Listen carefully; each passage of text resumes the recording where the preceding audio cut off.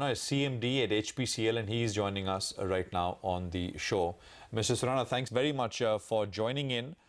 The fuel consumption data for the month of August shows that it was the highest in about 5 years' time. Can you talk to us a little bit about that? What led to this kind of growth, and can this continue?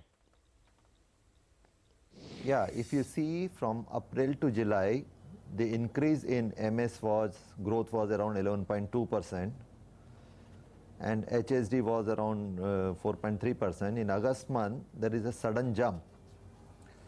Now, there are two angles which we can look at to it. One thing is in general pickup, because if you see the growth in the passenger vehicle segment during April to August was around 10.7%, and growth in the two-wheeler segment is also around 16.5%. So this can add to the growth in the fuel segment. But I would also like to say that what is seen in August on a sustained basis may not be the likely scenario, because it will a bit sudden jump. There may be a little bit impact of the normal psychological tendency to fuel up in the end of the month, because there was a price hike likely. So some impact of that will be there, but there is definitely a pickup in the demand on one end, which can definitely see. In general, in the year so far, the growth is double digit. But at the same time, the type of demand which has been seen in August, I don't think it is the one which is a representative of the time to come. Okay. How are refining margins shaping up, sir, as compared to the previous quarter? And what are the margins for Q2 till date? And what might your outlook be as well? No, the Q2 is not yet over. So I can't comment on the total Q2 margin as of right now, because we also need to see how the crude prices move in the last 15 days, because that may have an impact on the inventory gains or losses. But actually July was not that good a month, because the cracks were lower in July month on MS specifically.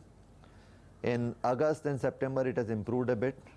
So while the cracks are better than what July was. So we need to see a sum total of that for the Q2 ultimate GRM compared to Q1. Okay, better than July, but may not be able to sustain the August performance. That is the outlook on refining coming in from you. So just a quick point on the kerosene front, sir. The retail price of kerosene were raised after about 5 years, and there was expectation building that we may actually see more. The hike was small, but what's the plan going forward? I mean, have you heard anything from the government on that front? No, what I was telling was that as far as the PDS kerosene is concerned, it is a controlled commodity. So we follow the directions as it comes from time to time. As of today, yes, there is an increase of 25 paisa per fortnight, which is happening.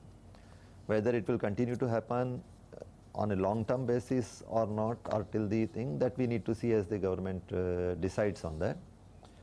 One more thing which we need to observe is slowly and gradually the kerosene is being replaced by LPG, and there is a definite push towards that to bring a cleaner fuel in the market. So the kerosene demand itself is a reducing trend. Okay, so we're going to leave it on that note. Thank you very much for joining in and speaking to us.